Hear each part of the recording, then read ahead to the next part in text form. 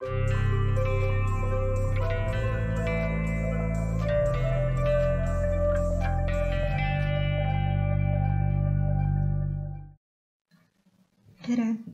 Mina olen Eesti Kirjandusmuuseumi folkloristika osakonna arhivaarreferent Maris Kuperjannu. Seekord vaatleme viimastel kuudel palju kõneainet pakkunud koroonaviirust ja selle päritolu läbi huumoriprisma. Info esimestest teadmata etioloogiaga kopsupõletiku juhtudest Hiinas Wuhani linnas jõudis Maailma Terviseorganisatsioonini eelmise aasta 31. detsembril. Teised tuntud hingamisteede viirused, nagu näiteks gripp, linnugripp, adenoviirus ja varasemalt inimestel teadaolevad koroonaviirused välistati. Ning peagi selgus, et tegemist on uut tüüpi koroonaviirusega, mida alates 11. veebruarist 2020 teame ametliku nimega SARS-CoV-2 ning selle põhjustatavat haigust nimega COVID-19. Koroonaviirused ehk pärgviirused on suur rühm RNA-viiruseid, mis põhjustavad imetajate ja lindude haigestumisi. Viiruse pinnal on iseloomulikud ogad, mis meenutavad päikesekrooni. Sealt on pärit ka nende nimi. Seni teadaolevalt olid 6 neist kirjeldatud inimestel, neist 4 levinumat põhjustavad enamasti kergemaid külmetushaigusi, kuid 2 ka märksa raskemaid haigusi SARS ja MERS. SARS-CoV-2 on koroonaviiruse uus inimesele kandunud tüvi, mis on praeguste teadmiste järgi tõenäoliselt meieni jõudnud nahkhiirelt soomuslooma kaudu. Hiinast ning hiljem ka teistest viirusega haaratud maadest tuleva infovoo pidev suurenemine jaanuarikuus tõi sellekohase teabe aina rohkem nähtavaks ka meedias ning sotsiaalmeedias. Artiklite, postituste, videote arv ning kommentaaride vastukaja neile suurenes märkimisväärselt. Nagu varasemate epideemiate ja pandeemiate puhul, lõi viirus ja selle kajastus viljaka pinnase naljade, internetimeemide, juttude ja ka kõikvõimalike päritoluteooriate tekkeks. Need on paljuski universaalsed ja ammu tuntud ja kerkivad samalaadsete olukordade tekkimisel taas esile. Vaatamegi lähemalt, mida viiruspuhangu algusest ja selle päritolust internetis arvati. Varasemate viiruste puhul on käibel olnud personifitseeritud viirust või viiruse levitajat kujutavaid meeme. Ebola puhul näiteks räägiti, et viirus on lääneriikides tahtlikult loodud, tihtipeale musta maagia abil. Või siis, et eurooplastel ja ameeriklastel on uus kultus, mis vihkab aafriklasi ning kummardab Ebola-tšanni, meditsiiniõe kostüümis valget naist, kes hoiab käes verist kolpa ning kelle pikad juuksed meenutavad Ebola viiruse kuju. Samalaadsed meemid olid kasutusel ka Zika ja Nipah viiruse levides ning samuti tulid nüüd uuesti käibele koroonaviiruse puhul. Meemidel on kujutatud vastava viiruse tundemärkidega tütarlast ning nad ähvardavad kas haiguse, valu või surmaga, kui meemi nägija ei postita kästud fraasi postituse kommentaaridesse. Et esmane info viirusest saadi täpselt läänemaailma aastavahetusel ning puhangu eskaleerumise ajaks oli käes ka Hiina uusaastaperiood, jõudis viiruse teemaga tavapärastesse iga-aastastesse jaanuarikuu teemadesse. On näha eelmise ja uue aasta võrdlusi, samuti uusaasta lubadusi. Leiti, et 2019. aasta oli küll halb, kuid aasta 2020 on juba esimese kuuga hullem kui 2019.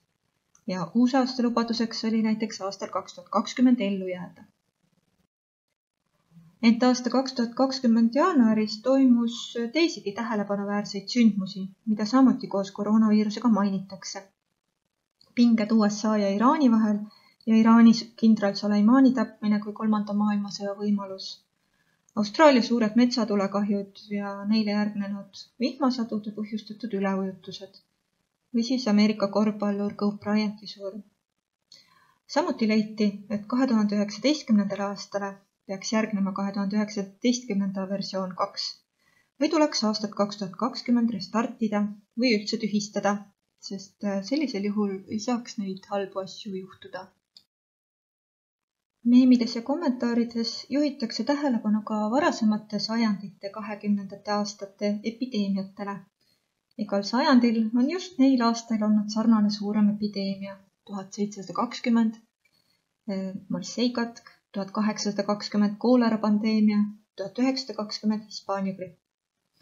Loomulikult on epideemiaid maailmas olnud palju rohkem, kuid alati saab välja tuua just seda ja rõhutada just seda, mis sobib enda kontekstiga parajasti. Enamasti on jäädud vaid aastaarvude ja haiguste vahel ka haiguste tõttu surnute suurusjärgu konstateerimise juurde, kuid vahel visatakse õhku ka küsimus, et see ei saa ju olla kokkusattumus, et kas need epideemiad on kellegi poolt ette planeeritud. Viirusele tekib ka rahvasuus mitmeid erinevaid nimesid, näiteks kung flu, mida algselt kasutati Aasiast alguse saanud gripiviiruste kohta, kuid nüüd hakatakse kasutama ka uue koroonaviiruse kohta. Meemides võib kung fluud kohata kui võitluskunsti, mille abil viirusega võidelda. Näiteks arst, kes rahustab, et pole muret, ta oskab kung fluud.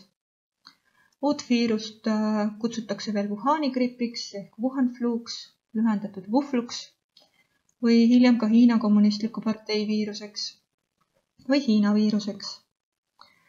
USA president Donald Trump nimetas ka ametlikel pressikonverentsidel viirust Hiina viiruseks, mis tekitas pahameelt, kuna sellist nime peetakse rassistlikuks. Maailma Terviseorganisatsiooni haiguste nimetamise hea tava näeb ette, et uuele haigusele nime andes peaks minimeerima tarbetut negatiivset mõju kaubandusele, reisimisele, turismile või loomade heaolule ning vältima kultuuriliste, sotsiaalsete, rahvuslike, piirkondlike, ametialaste või etniliste rühmade solvamist või halvustamist. Koroonaviiruste perekonna nimi on inimestele andnud hea võimaluse seostada praegust viirust Mehhiko koroonaõllega. Teemad varieeruvad. Koroonaõlu võib olla nii viiruse tekitaja, levitaja, aga ka ravi või vaktsiin või lihtsalt põhjendus mitte tööle minna. Leidus libauudiseid, et õlletootja kaebab Hiina valitsuse kohtusse, sest nimi jätab nüüd inimestele halva maitse suhu või siis muudab õlle nime koroonast ebolaks. Kuna koroonaõlut juuakse tihti koos laimiviiluga, siis tekivad ka viited puukborrelioosile ehk laimitõvele. Näidatakse, et ravimiks koroonaviiruse vastu võib olla teine õllemark. Ja meemipõhjadena on siin tihti kasutatud õllereklaame mitmete viirusega seotud tekstilise vihjetega. Ja Eesti spetsiifilisema tulevad siin mängu ka vihjed koroonamängule. Viiruse võrdlus Hiinast pärit kaupadega ja nende kvaliteediga on sage, pole põhjust muretseda. Hiinast tehtud viirus ei kesta ju kaua. Samas vahel nenditakse muidugi see peale ka, et peaaegu kõik meie globaliseerunud maailmas on pärit Hiinast. Aga arvatakse ka, et viirus on pettus, väljamõeldis või lihtsalt meediapoolne hirmutamine. Samuti, et seda konkreetset viirust või vahel laiemalt ka üleüldse viiruseid ei eksisteerigi. Äkiline ja kiire haiguspuhang, nagu iga teinegi pöördelisest tähtsusega sündmus, loob suurepärase võimaluse kiirelt muutuvaid uudiseid väga erineval moel tõlgendada ja pakkuda mitmesuguseid variante viiruse päritolu ja eesmärgi kohta.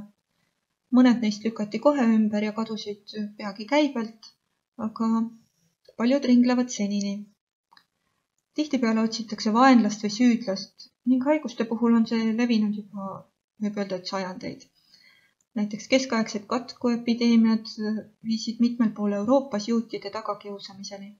Neid süüdistati avalike kaevude mürgitamises ja sel moel haiguse levitamises. Ja meil Eestiski on ka katku või koolera puhul süüdlasi otsitud ja muuhulgas arvatud, et levitamises võisid süüdi olla näiteks mõisnikud või nende käsilased.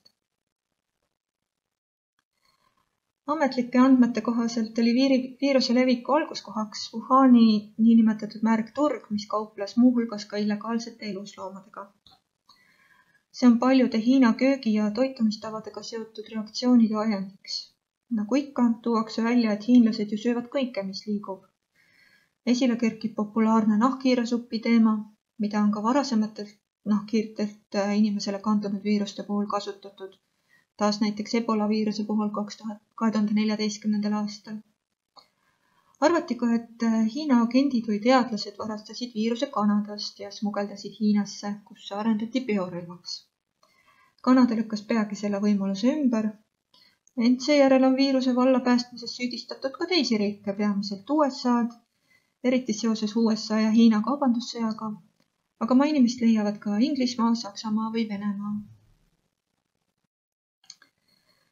Laialdaselt levib artiklites ja videotes arvamus, et viirus on lahti pääsenud Wuhani kõrgetasemelisest biolaborist, kus tegeletakse eriti ohtlike patogeenidega, millel on kõrge suremus ja pole spetsiifilist ravi, nagu näiteks Ebola või SARS. Pakuti, et Hiina sõjavägi arendab sealt biorelvi ja uus koroonaviirus ongi üks neist. Seda teooriat võidavad ikka ja jälle aeg-ajalt ilmuvad eri riikide luure või poliitikutega seotud uudised. Nagu ka varasemate haiguste puhul on kurja juureks ka suured ravimikorporatsioonid. Neid süüdistatakse paanika külvamises eesmärgiga seejärel ära hirmutatud riikidele ja inimestele vaktsiine ja ravimeid müües suurt kasu teenida. Samuti peetakse neid viiruse loojateks ja levitajateks, arvates, et vaktsiin või ravim on juba eelnevalt olemas ning eliit või 1% maailma rikkamaid on juba viiruse eest kaitstud. Sarnaseidki teooriaid on ringluses olnud ka varasemalt ja erinevate haiguste kohta. Viimasel ajal on kiire andmeside uudne 5G tehnoloogia olnud hulga vandenõuteooriate inspiratsiooniks. Ning juba jaanuaris hakatakse sel teemal spekuleerima ka seoses koroonaviirusega, üritades selle abil seletada viiruse teket ja ka selle kiiret levikut. Teooria sai alguse Belgia ajalehes ilmunud intervjuust, kus arst Chris van Kerkhoven spekuleeris 5G ja koroonaviiruse seoste üle. Hiljem on seda teooriat täiendanud ka vaktsiini ja depopulatsiooni teema. Arvatakse, et 5G abil saab aktiveerida vaktsiinides olevaid raskemetalliosakesi ning selle abil saab inimeste arvu maakeral vähendada. Vastusena on naljahambad lisanud 1G sidemastiga sajanditagusele Hispaania gripiaega kujutavale fotole.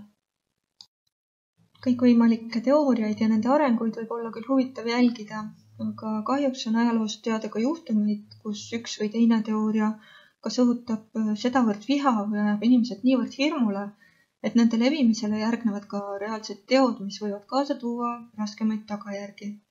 Olgu selleks siis näiteks majanduslik või ühiskondlik kahju, aga tihtipeale kahjuks ka päris reaalne oht inimese elule ja tervisele. Viimase aja näidetest on Ebola viiruse puhul Aafrika haiguskolletest korduvalt rünnatud ja tapetud meditsiinitöötajaid. Kardetakse, et nad kas levitavad viirust või on seotud organiäriga. Uue koroonaviirusegi puhul on mõned teooriad jõudnud reaalsete tagajärgedeni. Näiteks 5G-ga seotud teooria on jõudnud reaalse sidemastide lõhkumise või süütamiseni Euroopas, näiteks Hollandis ja Suurbritannias. Lõpetuseks võib öelda, et naljadesse ja meemidesse jõuab päris palju erinevaid viirust käsitlevaid teemasid, ning huumor kahtlemata ongi ootamatute ja keeruliste olukordade puhul üks tõhusatest toimetulekustrateegiatest.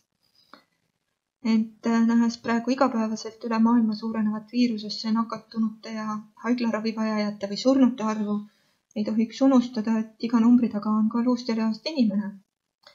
See ehk aitab mõista, miks enamik maailma riikidest on otsustanud rakendada selle inimestele uue ja seni veel tõestatud toimiva ravita või vaktsiinita viiruse puhul selliseid erakordseid meetmeid. Ja see aitab meil neid kehtestatud reegleid ka paremini järgida. Aitäh kuulamast ja püsige terved!